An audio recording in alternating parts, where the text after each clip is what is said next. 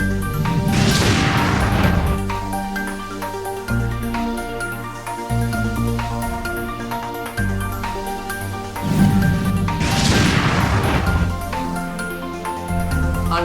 இயேசு கிறிஸ்துவின் நாமத்தினாலே உங்கள் யாவருக்கும் வாழ்த்துவதை நான் தெரிவித்துக் கொள்கிறேன். கடந்த நாட்களில் நம்மை கண்மணியை போல நம்முடைய தேவன் பாதுகாத்தார், அரவணைத்தார். அதே தேவன் நேற்றும் இன்றும் என்றும் மாறாதவராய் நம்மை பாதுகாப்பதில், போஷிப்பதில், நம்மை அரவணைப்பதில் அவர் மாறாதவராகவே இருக்கிறார். ஆமென் சொல்லுவோமா? ஆமே, அல்லேலூயா. ஒவ்வொரு மாதமும் நாம் முதல் தேதியில தேவன் நமக்கு கொடுக்கிற வாக்குத்தத்தங்களை, ஆண்டவர் நம்மோடு பேசுகிற அந்த வார்த்தைகளை நாம் தியானித்து அவருக்கு மகிமை செலுத்துகிறோம். வாக்குத்தத்தங்கள் எல்லாம் ஏன் நாம் தியானிக்கிறோம், எதற்காக நம்ம தியானிக்கிறோம் அப்படின்றா, ஒவ்வொரு நாளும் ஆண்டவர் நம்மோடு பேசுகிறார். ஜெபிக்கும் பொழுது பேசுகிறார், வேதம் வாசிக்கும் பொழுது நம்ம பேசுகிறார், அவரை ஆராதிக்கும் போது பேசுகிறார். ஆனால் சபையின் கூடு வரும்போது நாம் வாரம் வாரம் தேவனுடைய வார்த்தையை நாம் தியானிக்கிறோம். ஆனா ஒரு மாதத்தினுடைய முதல் நாள் அப்படி என்று வரும்பொழுது அந்த மாதத்தினுடைய முதல் நாளை நாம விசேஷமாய் மாற்றிக்கொள்வது நிமித்தமாக ஆண்டவர் அந்த நாளை ஆசீர்வதிக்கிறார். அந்த மாதம் முழுவதும் நம்மை வழி நடத்துகிறார். ஒரு சில பேர் சொல்லுவாங்க, 1ஆம் தேதி ஆயிடுச்சு, நிறைய போதகர்கள் என்ன செய்யறாங்க, குருவி ஜோசியம், கிளி ஜோசியம் மாதிரி அவங்க வாயில வந்த வசனத்தை என்ன செய்யறாங்க, பேசுறாங்க என்று சொல்லி ஒரு சில ஆட்கள் என்ன செய்யறாங்க, இந்த வாக்குத்தத்தத்தை, தேவன் பேசுகிற அந்த வார்த்தையை கொச்சைப்படுத்தும்படியாக அப்படிப்பட்ட வார்த்தைகளை, அப்படிப்பட்ட காரியங்களை அவர்கள் பேசுகிறார்கள். ஆனா நான் ஒன்று சொல்லுகிறேன், ஆண்டவர் ஆதாம் முதற்கொண்டு வெளிப்படுத்தின விசேஷம் வரைக்கும் ஆண்டவர் பேசிவிட்டார். அந்த வெளிப்படுத்தின விசேஷம் வரைக்கும் பேசினதை, ஆதாம் முதற்கொண்டு வெளிப்படுத்தின விசேஷம் வரைக்கும் பேசின வார்த்தைகளிலிருந்து ஆண்டவர் சில உணர்த்துதலை, ஒரு காரியத்தை ஆண்டவர் நம்மோடு பேச விரும்புகிறார் என்றால் அது ஏன் பேச வேண்டும் அப்படி என்றால் அது ரொம்ப அவசியமானது. ஏனென்றால் அவர் பேசினால்தான் அவர் பேசுகிற தேவன் என்று அர்த்தம். உலகத்தில் எத்தனையோ தெய்வங்கள் இருக்கிறது, அவைகளெல்லாம் பேசுகிறது என்றால் நாம் என்ன செய்ய முடியாது, பேசுகிறது என்று நாம் சொல்ல முடியாது. ஆனால் நம்முடைய தேவன் என்ன செய்கிறார், பேசுகிறார். நம்முடைய தேவன் காண்கிற தேவன், நம்முடைய தேவன் கேட்கிற தேவன், நம்முடைய தேவன் சுவாசிக்கிற தேவன், நம்முடைய தேவன் நம்மோடு நடக்கிற தேவன். அப்ப நடக்கிற, காண்கிற, பேசுகிற, கேட்கிற தேவன். அப்படி இருக்கிறபடியினால நம்மோடு பேச வேண்டும் என்று தேவன் விரும்புகிற அந்த காரியம் எவ்வளவு சிறப்பானது, எவ்வளவு மேன்மையானது, எவ்வளவு சிலாக்கியமானது, எவ்வளவு அது மிகப்பெரிய காரியம் என்று நாம யோசிப்பார். ஆமென் சொல்லுவோமா? ஆமே. கர்த்தர் என்ன செய்கிறார், நம்மோடு பேசுகிறார். ஆமே. அவர் சங்கீதக்காரன் சொல்லுகிறார், கர்த்தருடைய சத்தம் காதேஸ் வனாந்தரத்தை அதிர பண்ணும் என்று சொல்லுகிறார். கர்த்தர் தம்முடைய வசனத்தை அனுப்புகிறேன் என்று சொல்லுகிறார். அவர் வசனத்தை அனுப்பி என்ன செய்கிறார், அவர் பேசுகிறார். அவர் மாத்திரம்தான் இந்த உலகத்துல பேசுகிற தேவனா இருக்கிறார். யார் மூலமாக பேசுகிறார்? பாடல் மூலமா பேசுவார், வேதத்தின் மூலமாய் பேசுவார், ஜெபத்தின் மூலமாய் பேசுவார், ஏன் சிறு பிள்ளையின் மூலமாய் பேசுவார், இயற்கையின் மூலமாய் பேசுவார், கழுதை மூலமாய் கூட பேசுகிறது நம்முடைய தேவன். ஆமே சொல்லுங்க. ஆமே. நம்முடைய தேவன் அப்படிப்பட்ட தேவன். நம்முடைய தேவன் அவ்வளவு நம்மை பார்த்து ஓடி வருகிற தேவன். உதாரணத்துக்கு நீங்க பார்த்தீங்க அப்படின்னா, ஒரு தாய், ஒரு தகப்பன், தன்னுடைய பிள்ளை வீட்டுல இருக்கு, வேலைக்கு முடிச்சு அவங்க திரும்பி வர்றாங்க.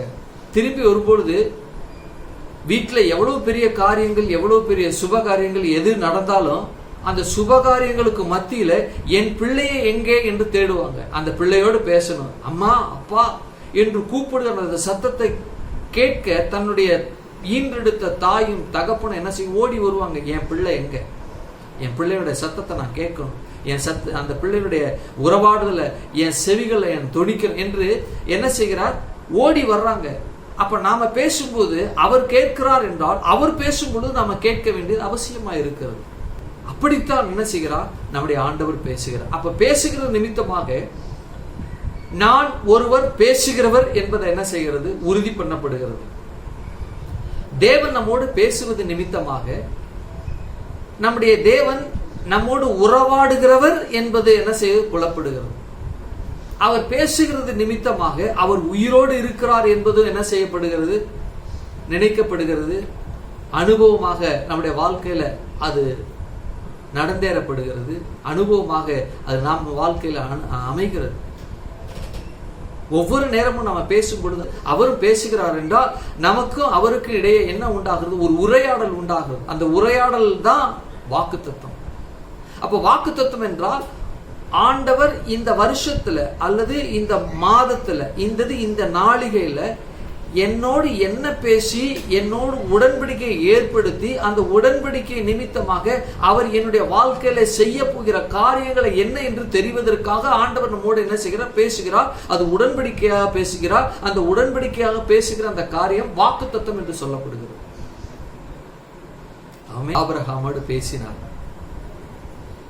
ஆதாமோடு பேசினார், நோவாவோடு பேசினார், இஸ்ரவேல் ஜனங்களோடு ஆண்டவர் பேசினார். சீனாய் மலையிலிருந்து இடி முழக்கங்களோடு என்ன செய்தார், பேசினார். நம்மோடும் ஆண்டவர் பேசுகிறவர். கரங்களை விட்டு அல்லேலூயா சொல்லுவோமா? அல்லேலூயா. நம்மோடும் பேசுகிறவர் அவர். ஒருவேளை நீங்க இந்த செய்தியை கேட்டுக்கொண்டு இருக்கிற எங்களுடைய சபை மக்கள் அல்லது இந்த வலைதளங்களை நீங்க பார்த்து கொண்டு இருக்கலாம், எங்க சபை மக்களா இருக்கலாம், அல்லது புதிதாய் நீங்க பார்க்கிறவங்களா இருக்கலாம்.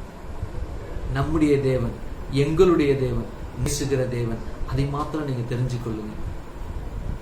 வாக்குத்தத்தத்தை பேசி உடன்படிக்கை ஏற்படுத்தி என் பிள்ளைகளோடு நான் பேசுகிற அந்த வார்த்தை என் பிள்ளைகளுக்கு உடன்படிக்கையாயிருந்து அது அப்படியே செய்யும், அப்படியே அது நிறைவேறும் என்று ஆண்டவர் சொன்ன வாக்கு கொடுக்கிறார். ஆமென், அல்லேலூயா. அப்ப வாக்குத்தத்தங்கள் தேவன் நம்மோடு பேசி, வாக்குத்தத்தங்கள் தேவன் நம்மோடு பேசி நம்மோடு இடைப்பட்டு நாம் எப்படி இருக்க போகிறோம், அவர் நம்முடைய வாழ்க்கையில என்ன செய்ய போகிறார் இந்த மாதத்துல என்பதை குறித்து என்ன செய்ய முடியும், நாம காண முடியும். ஆமென், அல்லேலூயா. ஆமென். இன்றைய ஏப்ரல், இன்றைய நாளில் மே மாதம் 2020 மே மாதம் முதல் தேதியில கர்த்தர் நம்மோடு பேசுகிற அந்த வாக்குத்தத்த வசனமானது வாசியுங்கள். ஏசாயா 46:4 நானே வாசிக்கிறேன். உங்கள் முதிர் வயது வரைக்கும் நான் அப்படி செய்து வந்தேன், இனி மட்டும் நான் உங்களை தாங்குவேன். நான் அப்படி செய்து வந்தேன், இனிமேலும் நான் ஏந்துவேன், நான் சுமப்பேன், நான் தப்புவிப்பேன். கர்த்தர் இந்த நாளில் நம்மோடு பேசுகிற காரியம் தெளிவாய் நான் என்னோடு பேசினார். உன்னுடைய பிள்ளைகளுக்கும் உன்னுடைய சபை மக்களுக்கும் இந்த இணையதளத்தின் மூலமாக பார்க்கிற அந்த பிள்ளைகளுக்கும் முதலாய் பார்க்கிற இந்த செய்தியை கேட்கிற பார்க்கிற இந்த ஜனங்களுக்கும் இந்த வார்த்தையை பேசு என்று சொல்லி ஆண்டவர் என்னோடு பேசினார். என்னவென்றால், இனிமேலும் நான் ஏந்துவேன், நான் சுமப்பேன், நான் தப்புவிப்பேன் என்று சொல்லி. கண்களை மூடுவோம். எங்களை நேசிக்கிற எங்கள் பரலோக பிதாவே, இந்த மே மாதம் 2020 1ஆம் தேதியில் உம்முடைய பிள்ளைகளோடு எங்களோடு பேசுகிற இந்த வசனத்தின் மூலமாக நீர் உடன்படிக்கையை உறுதிப்படுத்தி நீர் எங்களோடு பேசுகிற அந்த காரியம் எங்கள் வாழ்க்கையில நடந்தேற போவதற்காய் ஸ்தோத்திரம் செலுத்துகிறோம். கரத்தில் ஒப்பு கொடுக்கிறோம். நாங்கள் தியானிக்கும் பொழுது ஆண்டவரே, அந்த வார்த்தைகள் ஒவ்வொன்றும் கேட்கிற பார்க்கிற பிள்ளைகளுடைய மனதில் கடந்து சென்று ஆண்டவரே, அவர்கள் எந்த சூழ்நிலையில் இருந்தாலும் அந்த சூழ்நிலை விட்டு ஆண்டவரே அவர்களை விடுவித்து இந்த வசனத்தின்படி ஏந்த சுமக்க தாங்க கத்த உதவி செய்யும்படியா நான் ஜெபிக்கிறேன். கரத்துல ஒப்பு கொடுக்கிறோம். நாமத்தை மேம்படுத்துகிறேன். இயேசு நாமத்தில் ஜெபிக்கிறோம் பிதாவே. ஆமென், ஆமென், அல்லேலூயா. மறுபடியும் நான் வாசிக்கிறேன்.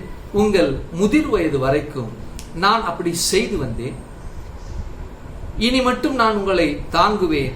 நான் அப்படி செய்து வந்தேன், இனிமேலும் நான் ஏந்துவேன், நான் சுமப்பேன், தப்புவிப்பேன். தேவன் இஸ்ரவேல் ஜனங்களோடு பேசுகிற இந்த காரியம் இங்கே சொல்லப்பட்டிருக்கு. ஏந்துவேன், நான் சுமப்பேன், தப்புவிப்பேன். இந்த வார்த்தையை நம்ம பார்ப்பதற்கு முன்பாக, இதற்கு முன்பாக வசனத்தை வாசிக்கும் பொழுது இன்னும் கொஞ்சம் தெளிவு உண்டாகும். 46 அதிகாரம் 3, யாக்கோபின் சந்ததியாரே, இஸ்ரவேலின் சந்ததியிலே மீதியாகிய சகல ஜனங்களே, எனக்கு செவி கொடுங்கள். தாயின் வயிற்றில் தோன்றினது முதல் உங்களை ஏந்தி தாயின் கர்ப்பத்தில் உற்பத்தியானது முதல் உங்களை தாங்கினேன். மீண்டும் வாசிக்கிறேன். தாயின் வயிற்றில் தோன்றினது முதல் உங்களை ஏந்தி தாயின் கர்ப்பத்தில் உற்பத்தியானது முதல் உங்களை தாங்கினேன். அப்ப இதே காரியத்தை தான் என்ன செய்யப்பட்டிருக்கு அப்படின்னா சொல்லப்பட்டிருக்கு. இங்க யாக்கோபின் சந்ததியாரே, இஸ்ரவேலின் சந்ததியில் மீதியாகிய சகல ஜனங்களே என்று சொல்லுகிறார். அவ சொல்லிட்டு சொல்றாங்க, நம்முடைய தேவன் சொல்றாரு, தாயின் வயிற்றிலே தோன்றினது முதல் உங்களை ஏந்தி என்று சொல்லுகிறார். அப்போ இங்க 46 நாள் கடைசியில இனிமேலும் நான் ஏந்துவேன், நான் சுமப்பேன், தப்புவிப்பேன் என்ற வார்த்தைக்கு முன்மொழிதலாக ஒரு அடைமொழியை ஆண்டவராகிய கர்த்தர் பேசுகிறார். என்னவென்றால், தாயின் வயிற்றில் தோன்றினது முதல் உங்களை ஏந்தி என்று ஒரு காரியத்தை சொல்லுகிறார். அப்போ தாயின் வயிற்றிலிருந்து அப்படின்னு சொல்லப்பட்ட அந்த வார்த்தை இருக்கு இல்லையா, அது ரொம்ப ஆழமாக சிந்திக்கக்கூடிய, பார்க்கக்கூடிய ஒரு காரியமாக இருக்கு. எப்படின்னா, ஏன் தாயின் வயிற்றிலிருந்து சொல்றாரு?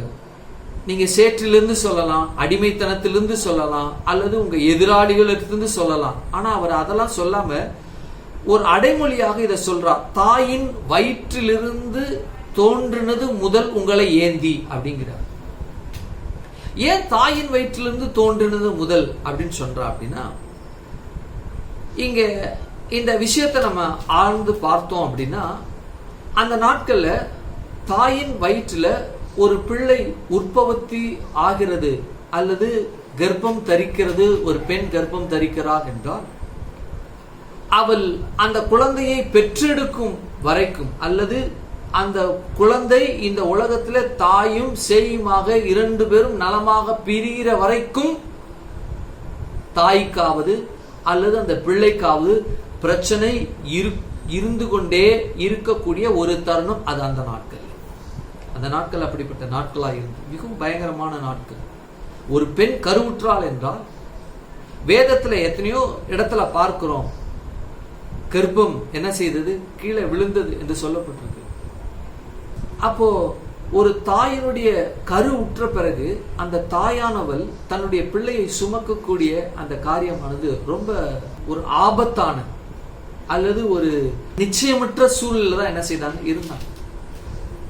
எப்படி என்றால், ஒருவேளை கருவிற்ற அந்த பெண்ணானவள் தன் கர்ப்பம் கீழே விழுவதற்கு எத்தனையோ சாத்திய கூறுகள் அந்த நாட்கள் இருந்தது.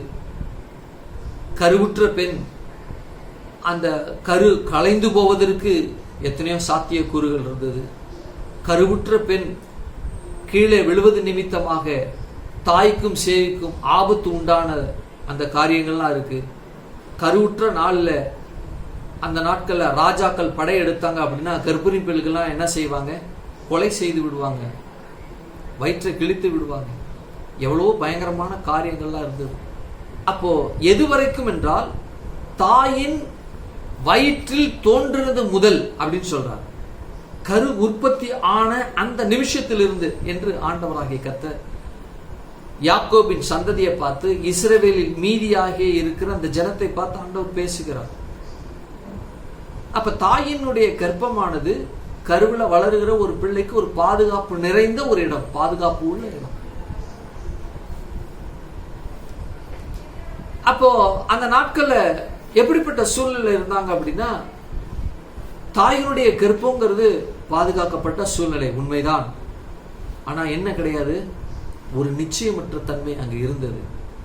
அப்ப தாயினுடைய கர்ப்பத்தை, அதனுடைய பிள்ளையை உலகத்தினுடைய மனிதர்கள் யாரும் தாங்க முடியாத அல்ல தாங்க கூடாத சூழ்நிலை தான் அந்த நாட்கள்ல நிலவினது.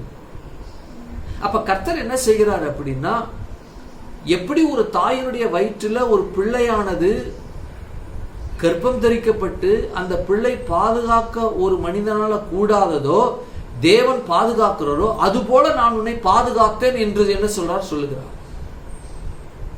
ஆமென் சொல்லுங்க. ஆமென். அப்ப எது வரைக்கும் பாதுகாத்து வந்தார்? தாயின் வயிற்றிலிருந்து பாதுகாத்து வந்தார். இன்னும் கூட பாதுகாக்க வேண்டியது இருக்கு. எப்ப பாதுகாக்க வேண்டியது இருக்கு? பிரசவ காலம் என்ற ஒரு காலம் வருகிறது இல்லையா? அது ரொம்ப மிகவும் ஆபத்தானது. அந்த நாட்கள்ல மாத்திரமல்ல, இப்பவும் கூட சொல்லுவாங்க, ஒரு பெண் கருவுற்று அவள் பிரசவிக்க போகிறாள் என்றால் அந்த பெண்ணுக்கு அது இரண்டாவது பிறப்பு, ஒரு மரணத்தின் ஊடாக கடந்து சென்று அந்த மரணத்தை வென்று இரண்டாவது பிறப்பு பிறக்கக்கூடிய ஒரு அனுபவம் தான் பிரசவமும் பிரசவ வேதனையும் அவள் சகிக்கக்கூடிய அந்த தருணம். அப்படிப்பட்ட சூழ்நிலைகள் இருந்தது. ஆனா இப்பதான் என்ன இருக்கு? பிறந்த குழந்தை உள்ளேயே நல்லா இருக்கா, உள்ளே ஹார்ட் பீட் இருக்கா, உள்ளேயே லங் எப்படி வேலை செய்யுது, உள்ளேயே பிரெயின் டெவலப்மெண்ட் எப்படி இருக்கு, உள்ளேயே கைகாலெல்லாம் எப்படி நலமா இருக்கா, எந்த கையும் சூம்பின உறுப்புடையதா இருக்கிறா, ஆண் பிள்ளையா பெண் பிள்ளையா எல்லாம் பார்க்க முடியும். ஆனா அந்த நாட்கள் அது சாத்தியம் இல்லை. இந்த நாட்கள்ல கூட ஏதோ ஒரு இக்கட்டான சூழ்நிலையில கூட என்ன, இவ்வளவு மெடிசின் இருந்தும் இவ்வளவு மருத்துவ உபகரணங்கள் இருந்தும் சில மருத்துவ மனைகள்ல தவறு நிமித்தமாக பிள்ளை இறந்து போகக்கூடும், தாய் இறந்து போகக்கூடிய சாத்தியக்கூறுகள்லாம் இருந்து நான் அதை கண்கூடாவா பார்த்திருக்கிறேன். என்னுடைய அனுபவத்துல கூட நான் அதை கேட்டிருக்கிறேன். அப்ப தாயின் வயிற்றில் முதல் நான் என்ன செய்வேன்? ஏந்தி தாயின் கர்ப்பத்தில் உற்பத்தியானது முதல் உங்களை என்ன செய்ய தாங்கினேன்னு சொல்லிட்டு நான் உங்களை முதிர் வயதிற்கும் அப்படி செய்து வந்தேன் அப்படின்னு சொல்றாரு. அப்ப தாயின் கருவை அங்க சொல்றது எதை அவரு சொல்றாரு அப்படின்னா, மெட்டபாரிக்கலா என்ன செய்யறாரு? ஒரு காரியத்தை அவர் சொல்றாரு. என்ன சொல்றாரு பாருங்க. ஆபிரகாம் சாரா அங்கதான் என்ன செய்யறது? இந்த இஸ்ரவேல் இந்த யாக்கோபின் சந்ததி என்ன செய்யறதுன்னா பிறக்கிறது, உற்பத்தி ஆகிறது. சாரால் ஆபிரகாம் இருக்கிறாங்க. அந்த சாராலும் ஆபிரகாமும் அவங்களுக்கு குழந்தை பிறக்கிறது, ஈசாக்கு. அந்த குழந்தை பிறக்க கூடாதபடிக்கு சாரால என்ன செய்யறார்? தன்னுடைய ஆகாரம் என்ன செய்யறார்? தன்னுடைய அடிமை பெண்ணாகிய ஆகாரை ஆபிரகாமுக்கு கொடுத்து, இந்த பரிசுத்த சந்ததி, இந்த யாக்கோபின் சந்ததி, இந்த இஸ்ரவேலின் சந்ததி, இந்த இயேசுடைய சந்ததி வரக்கூடாதபடிக்கு என்ன செய்யப்பட்டது? சாராளின் நிமித்தமாக அந்த சந்ததி வரக்கூடாதபடிக்கு காரியங்கள் நிகழ்த்தப்பட்டது. மறைமுகமாக பிசாசு. ஆண்டவர் என்ன செய்யறார்? இந்த தாயின் வயிறு, தாயின் கர்ப்பத்தில் உற்பத்தியானது முதல் என்கிற வார்த்தை என்ன செய்யறார்? பேசுகிறார். மெட்டபாரிக்கலா ஆபிரகாம் சாரா அங்கதான் என்ன செய்கிறது?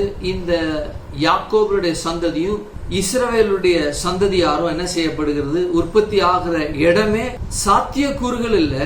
ஆனா ஆண்டவர் அதற்கான பலனை கொடுக்கிறாரு.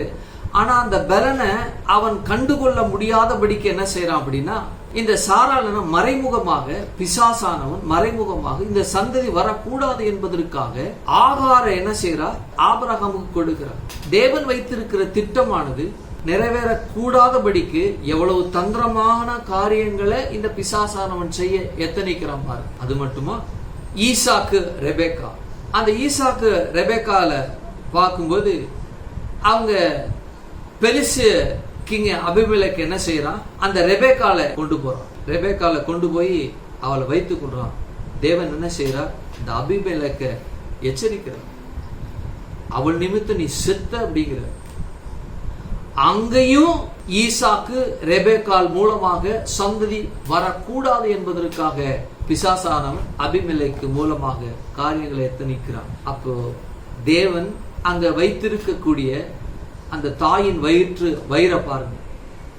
ஆபிரகாம், சாரா, ஈசாக்கு, ரெபேக்கா என்ன செய்யறாங்க? தாயின் வயிறா கருதப்படுறாங்க. அப்ப என்ன செய்யப்படுகிறாங்க? அந்த தாயின் வயிற்றிலிருந்து வரக்கூடிய அந்த பிள்ளைகள் ஒருவன் என்ன செய்யறான்?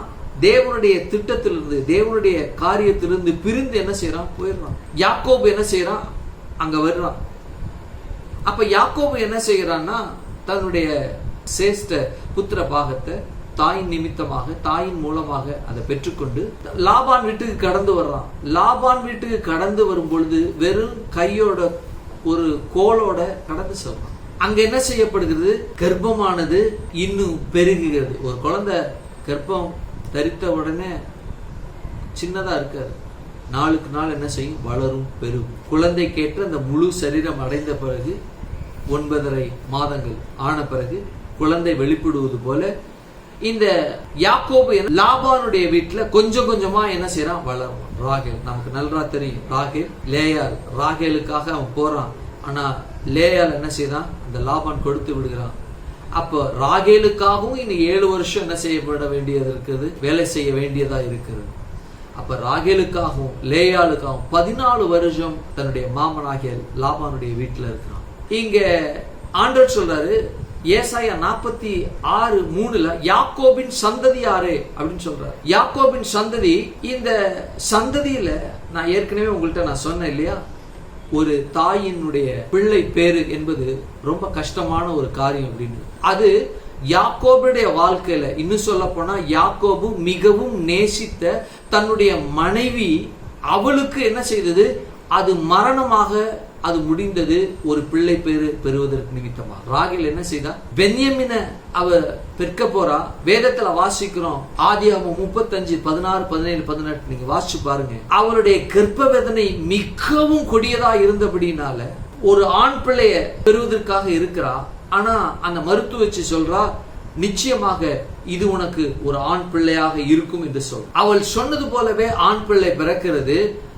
இந்த ராகேல் என்ன செய்யறா அப்படின்னா, பெற்றெடுத்த தான் உயிர் போற சூழ்நிலை, பிரசவித்து நிமித்தமாக உயிர் போக சூழ்நிலையில தன்னுடைய பிள்ளைக்கு பேர் வைக்கிறார், பெனோனி என்று பெயர் வைக்கிறார். ஆனா யாக்கோபு என்ன செய்யறான் அப்படின்னா, பென்யமின் என்று பெயர் வைக்கிறார். அப்ப சந்ததி என்ன செய்யப்படுகிறது? அந்த இடத்துல கூட அந்த இஸ்ரவேல் புத்திரனுடைய சந்ததி கூட ஒரு பையனை களவாய் அல்லது ஒரு சந்ததி வரக்கூடாதபடிக்கு என்ன செய்யறான்? காரியத்தை நடத்துகிறான். கர்த்தர் என்ன செய்யறார்? பிள்ளையை காப்பாற்றி தாயை என்ன செய்யறா? தன்னிடமாய் எடுத்துக்கொள்ளுகிறார். தாயின் கர்ப்பத்துல காப்பாற்றுகிற நம்முடைய தேவன், நம்முடைய தேவன். அப்போ 12 கோத்திரங்கள் என்ன செய்யுது? எகிப்து தேசத்துல மிகவும் பழுகி பெறுகிறாங்க. அப்ப தாயின் கர்ப்பம் மெட்டபாரிக்கலா ஆண்டவர் பேசுறார். தாயின் கர்ப்பத்தில் முதல் நான் சுமந்து வந்தேன் அப்படின்னா எது வரைக்கும் சுமந்து வந்தாரு? ஆபிரகாம் முதற்கொண்டு, ஆபிரகாம் சாராள் முதற்கொண்டு ஈசாக்கு, யாக்கோபு, அந்த யாக்கோபுடைய 12 கோத்திரங்கள் எகிப்து தேசத்துல ஜனங்கள் பழுகி பெருகிறாங்க. 6 லட்சம் புருஷர்கள். அது வரைக்கும் கர்ப்பத்தில் உற்பத்தி ஆனதற்கான ஒரு மெட்டபாரிக்கலா என்ன செய்யப்படுகிறோம்? பேசலாம், பேசக்கூடும். நான் அதை என்ன செய்யணும்? பேசுகிறேன். 40 வருஷத்துல வனாந்தரத்துல இருக்கிறாங்க. தேவனுக்கு விரோதமாய் முறுமுறுக்கிறாங்க. அவங்க முறுமுறுப்புத்தலின்படியே என்ன செய்யப்படுகிறாங்க? யாருமே உள்ள போகல, 2 பேரை தவிர. அவங்களுடைய பிள்ளைகள் என்ன செய்தாங்க? அந்த கானான் தேசத்துக்குள்ள ஆபிரகாம் தொடங்கி அந்த கானான் தேசத்துல அந்த யோர்தான்ல அவங்க காலடி வைக்கிற அந்த நிமிஷம் வரைக்கும் கர்த்தர் அந்த பிள்ளைகளை சுமந்து கொண்டு வருகிறார். கானான் தேசத்துல என்ட்ரு ஆகிறது தான் ஒரு ஸ்திரீயானவள் எப்படி பிள்ளையை சுமந்து பெற்றெடுக்கிறாளோ அதுபோல தேவனாகி கர்த்தர் ஆபிரகாம் வயிறு தொடங்கி கானான் வரைக்கும் இந்த நடைபெற்ற எல்லா வரலாற்று சம்பவங்களும் ஒரு இஸ்ரவேல் சந்ததியை பெற்றெடுக்கிற கூடிய ஒரு மெட்டபாரிக்கலா என்ன செய்கிறார்? சொல்லுகிறார். யாக்கோபின் சந்ததியாரே, இஸ்ரவேலின் சந்ததியில் மீதியாகிய சகல ஜனங்களே அப்படியே பேசுறார். தாயின் வயிற்றில் தோன்றினது முதல் உங்களை ஏந்தி, அப்ப நம்மையும் என்ன செய்யறார்? தாங்குகிறார். எப்ப தாங்கினார்? எது வரைக்கும் தாங்கினார்? உலக தோற்றம் முதற்கொண்டு நம்மை பார்த்தார். தாயின் கருவில நம்மை கண்டார். நம்ம ரட்சிக்கப்பட்டோமா? இல்ல. நம்மை தேவனை தேடினோமா? இல்ல. ஆனா நம்மை கண்டது தேவனுடைய கண்கள், நம்மை பார்த்தது தேவனுடைய கண்கள். எப்படி ஆபிரகாம் சாராளுடைய கர்ப்பத்தில் இஸ்ரவேல் ஜனங்களை கண்டாரோ அதுபோல நம் தாயின் வயிற்றில நம்மை பார்த்தார். அதை போல ஆவிக்குரிய இஸ்ரவேலாகிய இருக்கிற நம்மையும் ஆபிரகாம் சாராள் அவங்க கர்ப்பத்துக்குள்ளே பார்த்தார். கரையில சொல்லுங்க. ஆமே, அல்லேலூயா. எவ்வளவு பெரிய ஸ்லாக்கியம் பெற்றவங்க பாருங்க. நமக்கு ஒரு சந்ததி இருக்கு. நம்ம இந்த சந்ததியை ஆசீர்வதிக்க வேண்டும் என்று என்ன செய்கிறார்? அவர் விரும்புகிறார்.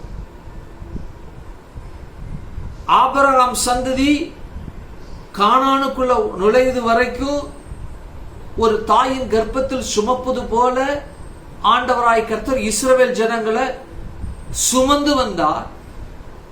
நம்மை கூட தாயின் கர்ப்பத்தில் என்ன சுமந்தார்? தாவீது சொல்றார், என் தாய் என்னை பாவத்தில் கர்ப்பம் தரித்தாள் என்று சொல்.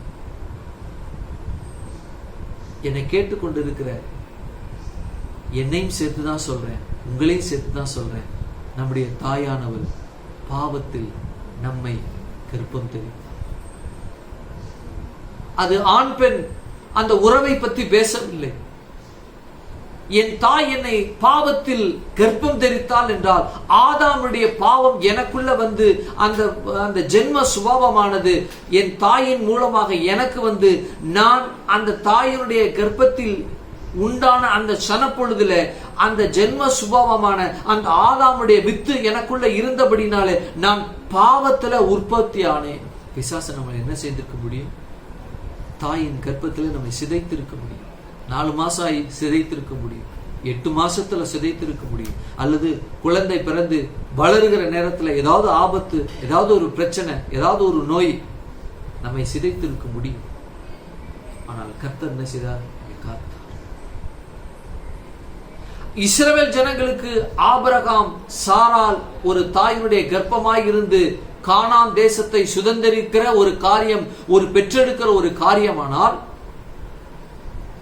நாமும் தாயின் வயிற்றில் உற்பத்தி ஆனது முதற்கொண்டு நாம் ரட்சிக்கப்பட்ட அந்த நிமிஷம் வரைக்கும், ரட்சிக்கப்பட்ட அந்த நேரம் வரைக்கும், நான் 22 வயசுல அல்லது 24 வயசுல அல்லது 45 வயசுல, சில பேர் 60 வயசுல நான் ரட்சிக்கப்பட்டது. நான் தாயின் வயிற்றிலிருந்து 20 வருஷம் வரைக்கும் நான் ரட்சிக்கப்படல, 60 வருஷம் நான் ரட்சிக்கப்படல, 40 வருஷம் வரைக்கும் நான் ரட்சிக்கப்படலைன்னா தாயின் வயிற்றிலிருந்து 20, 40, 50, 60 என்று சொல்லக்கூடிய அந்த வருஷங்கள், 40 வருஷங்கள், 20 வருஷங்கள், 30 வருஷங்கள் ஒரு கர்ப்பத்தில் இருக்கக்கூடிய ஒரு குழந்தையினுடைய அந்த குழந்தைக்கு சமானமாக நாம் என்ன செய்ய முடியும்? சொல்ல முடியும். ரட்சிக்கப்பட்ட அந்த சனப்பொழுது நம்மை பெற்றெடுக்கிற ஒரு சூழ்நிலை. கரங்களை வைத்து அல்லேலூயா சொல்லுவோமா? அல்லேலூயா. அப்படிப்பட்ட சூழ்நிலை தான் நாம கடந்து வந்தோம். இங்க சொல்றாரு ஏசாயா 46:4, உங்கள் முதிர் வயது வரைக்கும் நான் அப்படி செய்து வந்தேன். என்ன செய்தாரு? முதிர் வயது வரைக்கும் அப்படி செய்து வந்தேன். அப்படின்னா நீங்க இவ்வளவு நாள் இருக்கிறீங்க இல்லையா, இந்த உலகத்துல நீங்க வாழ்ந்து கொண்டு இருக்கிறீங்க இல்லையா, இந்த நீங்க இவ்வளவு நாள் வாழ்ந்து கொண்டு இருக்கிற இந்த வாழ்க்கையில, இந்த வாழ்க்கையோட அனுபவம் உங்களுக்கு ஒரு முதிர்ச்சி என்ன செய்யலாம்? கொடுத்திருக்கலாம். எனக்கு தெரிஞ்சு சின்ன பிள்ளைங்களாம் இந்த நாட்கள்ல என்ன செய்யப்படுறாங்க? ரட்சிக்கப்படுறாங்க. கர்த்தருடைய நாமம் மகிமைப்படுவதா, அவங்க தேவனை தெரிந்து கொள்றாங்க, தேவனை ஆராதிக்கிறாங்க, உண்மையும் உத்தமமா என்ன செய்யறாங்க? தேவனுக்கு கீழ்ப்படுகிறாங்க, தன்னுடைய வாழ்க்கையில பரிசுத்தமா காத்துக்கொள்றாங்க, அந்த பரிசுத்தத்தை மேன்மை பாராட்டுறாங்க, அதை தக்க வைத்துக் கொள்றாங்க. எத்தனையோ சிறுவர்கள் 6வது 7வது படிக்கிற 6 வயது 7 வயது சிறுவர்கள், சிறுமிகள் இயேசுவை ஏற்றுக்கொள்றாங்க, தங்களுடைய வாழ்க்கையை தேவனுக்கு அர்ப்பணிக்கிறாங்க, நல்லா ஜெபம் பண்றாங்க. கடைசி நாட்கள்ல சிறு பிள்ளைகளை எழுப்புறாங்க ஆண்டவர். ஆமென். கரங்களை வைத்து அல்லேலூயா சொல்லுங்க. ஆமென். அல்லேலூயா. நான் 40 வருஷம் இருந்தேன் அப்படின்னா முதிர் வயது வரைக்கும் இந்த உலகத்துடைய அனுபவங்கள் ஒரு மனுஷனுக்கு என்ன செய்கிறது? முதிர்ச்சியை கொடுக்கிறது. 50 வயசு வரையில் நான் இருந்தேயா, நான் வாழ்க்கையில எவ்வளவோ அடிபட்டேன், யாருன்னே தெரியாம இருந்தேன், இயேசுனா யாருன்னு தெரியாது, ரட்சிப்புனா எனக்கு என்னன்னு தெரியாது, பாவம் மன்னிப்புனா எனக்கு என்னன்னு தெரியாது, பாவம்னாலே என்னன்னு தெரியாது, பாவம் மன்னிப்புனா தெரியாது, பாவம் இருக்குன்னு நான் ஒருவேளை தெரிஞ்சா கூட அந்த பாவம் எங்கே போய் அது நிவர்த்தி செய்ய கூடும் என்று கூட எனக்கு தெரியாம இருந்தேன். கடவுள் என்னோடு பேசினார், ஒரு சகோதரன் மூலமாக, ஒரு சகோதரி மூலமாக பேசினார் என்று சொல்லப்படுகிற அந்த பேசுதலுக்கு முன்பாக இருக்கக்கூடிய ஒவ்வொரு நேரமும், ஒவ்வொரு வருஷங்களும், ஒவ்வொரு மாதங்களும், ஒவ்வொரு வாரங்களும் முதிர் வயது. இந்த உலகத்தினுடைய அனுபவம் எப்படி? முதிர்ச்சி. அப்படி நான் செய்து வந்தேன் அப்படிங்கிறார். கர்த்தர் என்ன செய்யறாரு?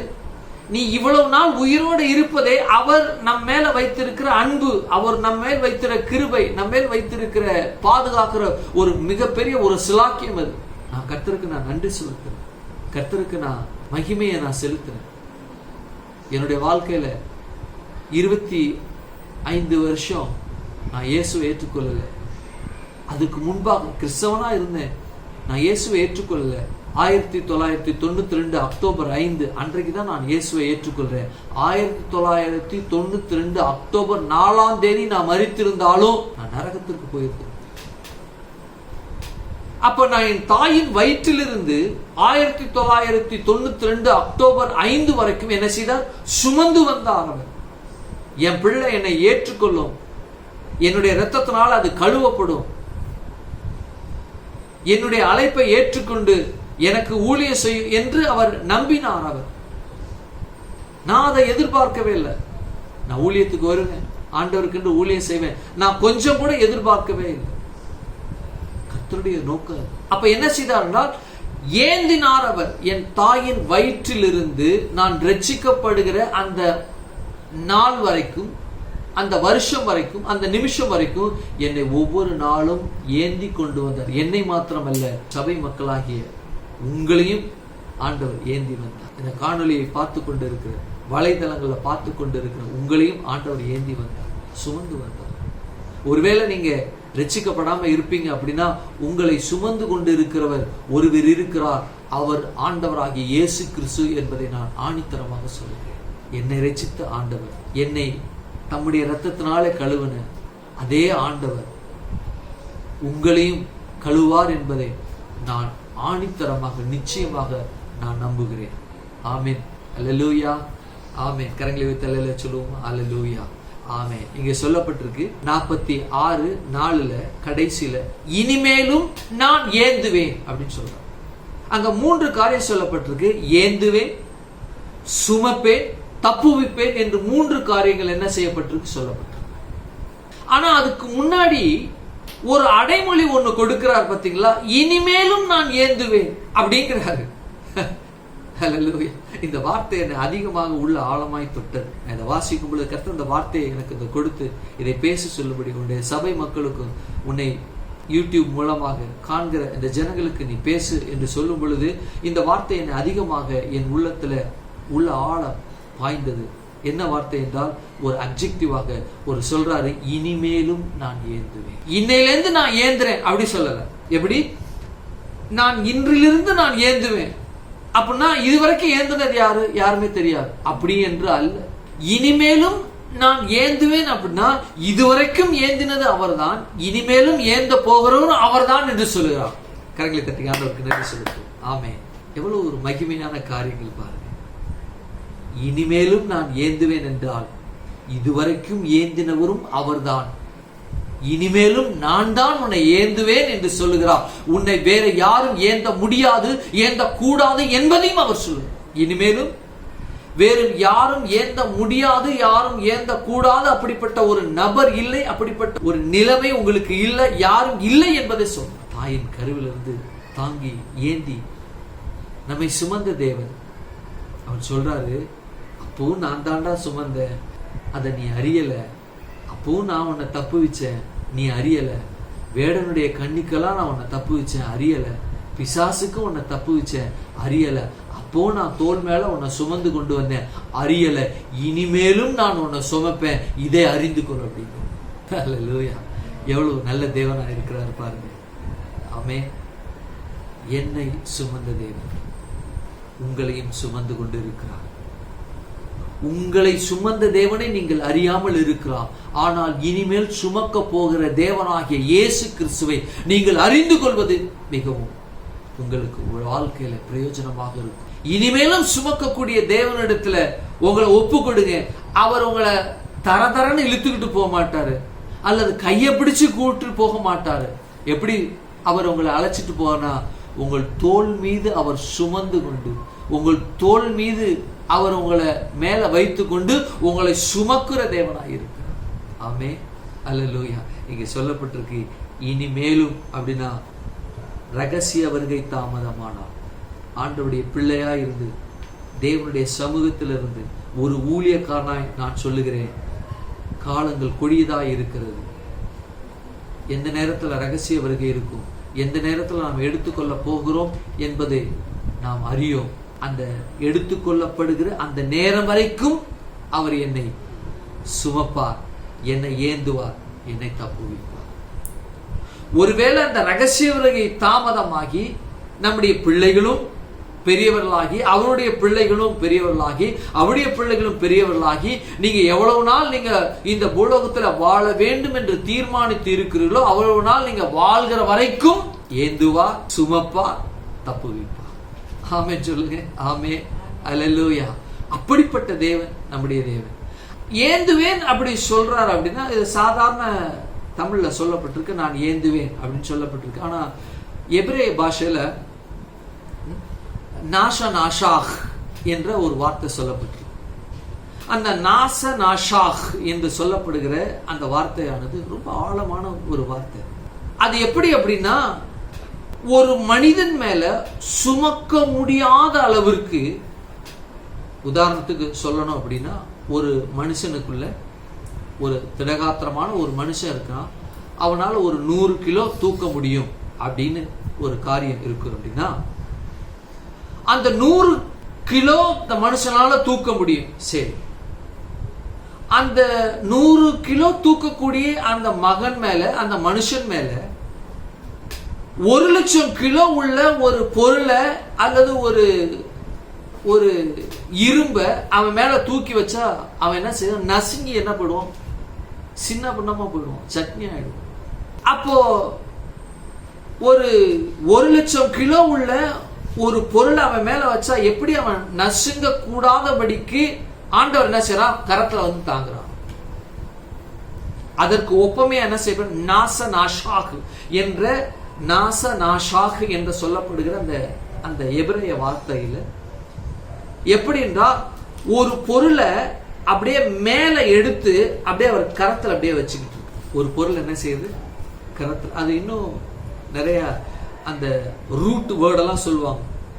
நிபால், குவால், பேல், ஹிட் பேல், ஹிட் பில் என்று அந்த ரூட் வேர்டெல்லாம் இருக்கு. அந்த ஒவ்வொரு ரூட் வேர்டுக்கும் ஒரு அர்த்தங்கள், ஒரு பொருள் இருக்கு.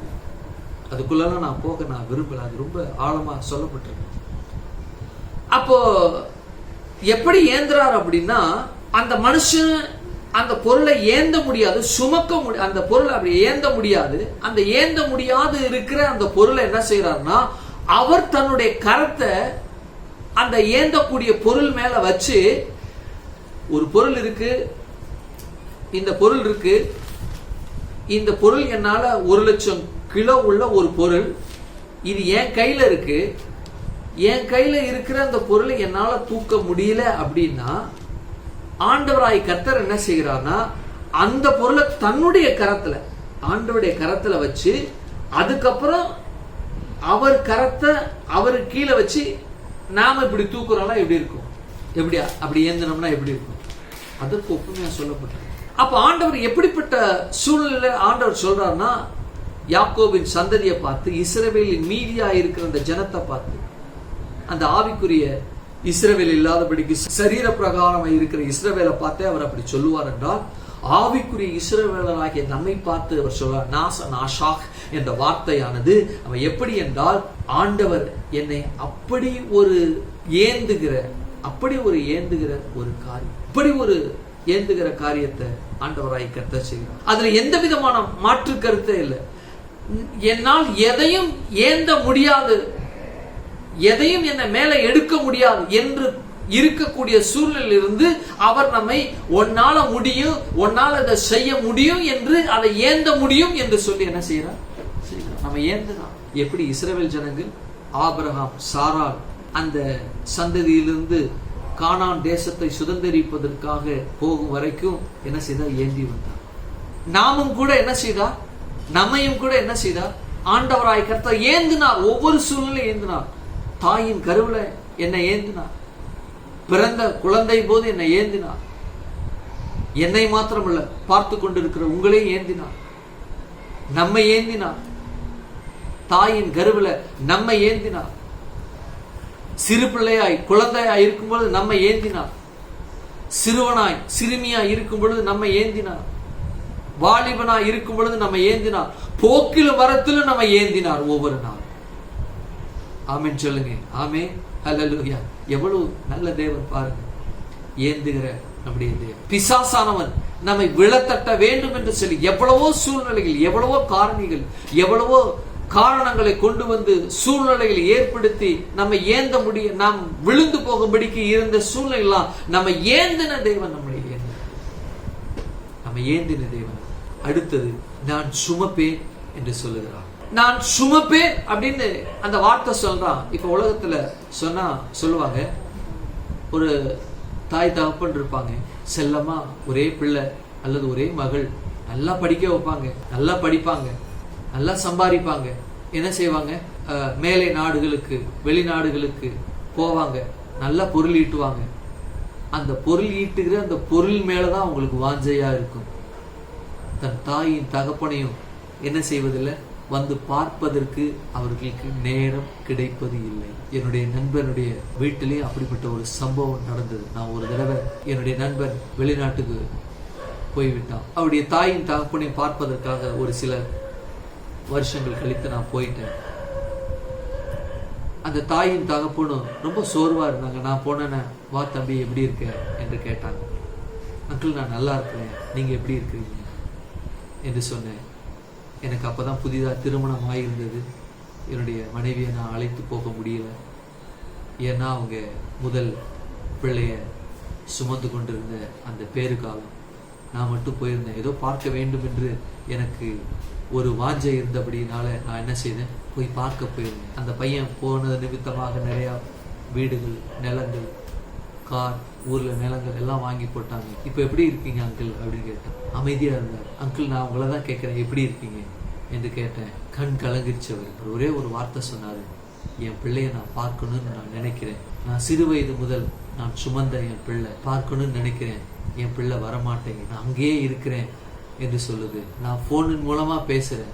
இந்த நாள்ல கூட வீடியோ கால்லாம் இருக்கு. அந்த காலில் வீடியோ காலே கிடையாது. ஒன்லி எஸ்டிடி, ஐஎஸ்டி தான். ஐஎஸ்டில தான் பேச முடியும். பேசுறாங்க.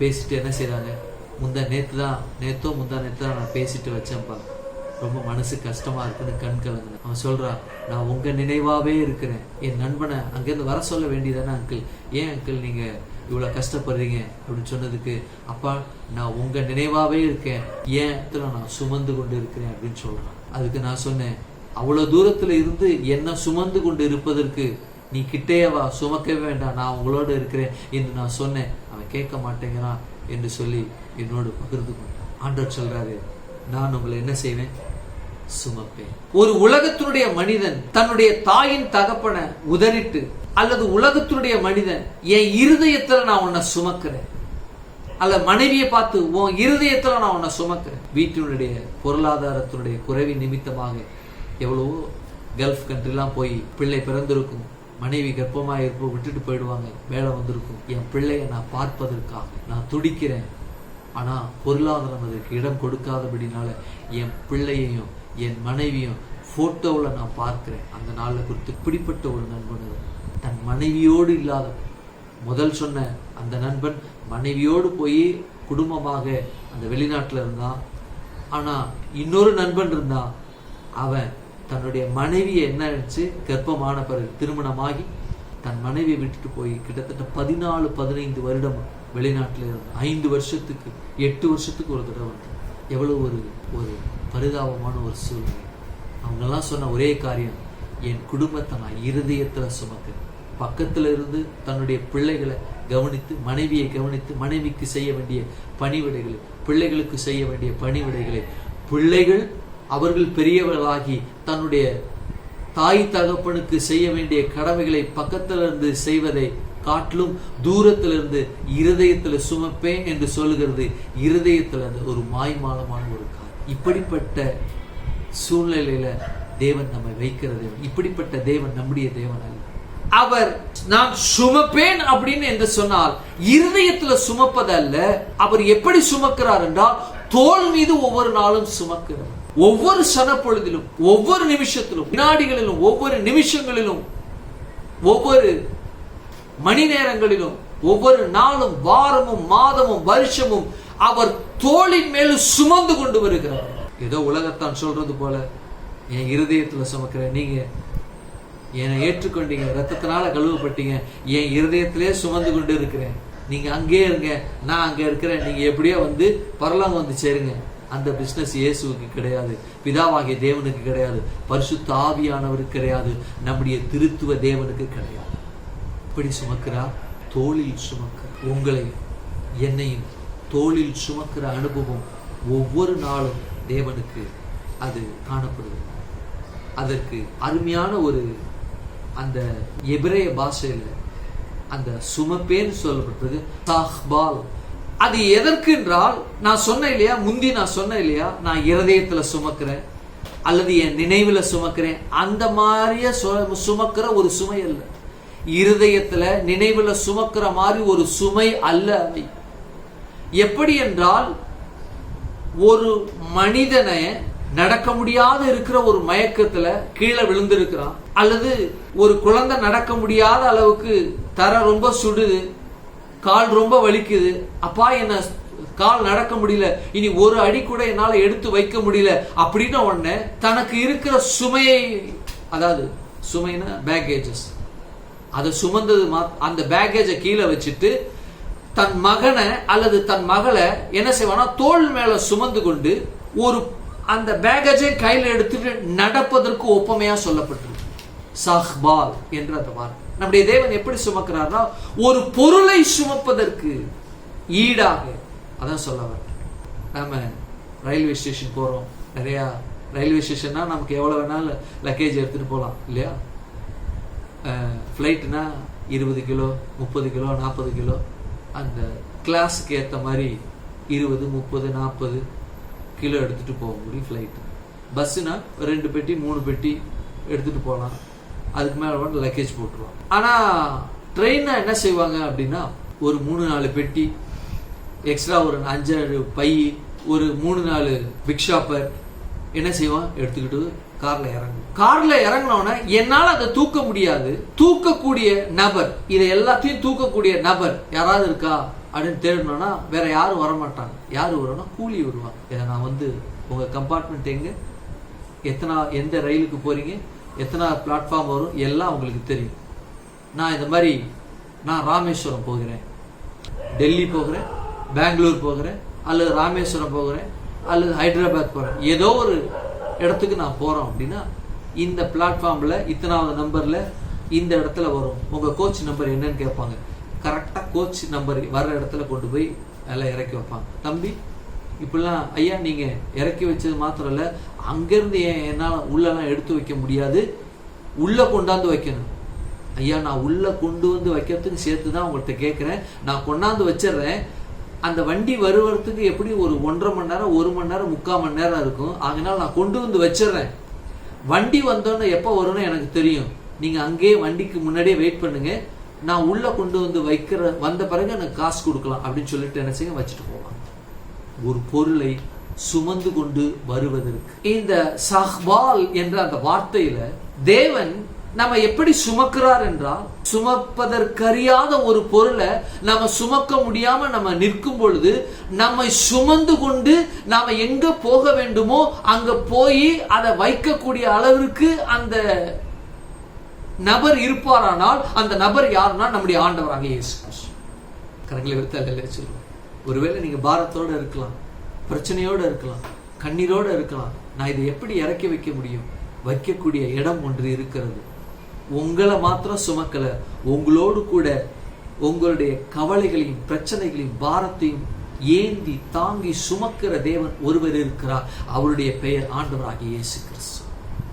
இந்த சஹ்பால் என்ற அந்த வார்த்தையில எல்லா பொருளும், உங்களை மாத்திரமல்ல உங்க வீட்டில் இருக்கிற எல்லா பொருளையும் என்ன செய்யறார்? தாங்குகிறார், சுமக்கிறார். ஆமென், ஹல்லேலூயா. எவ்வளவு நல்ல தேவன் பாருங்க. எதற்கு ஒப்பமையா சொல்லப்பட்டிருக்குன்னா, ஒரு பொருளை தூக்கி சுமக்கிற தேவன். அந்த பொருள் யார் என்றால் நீங்களும் நானும்.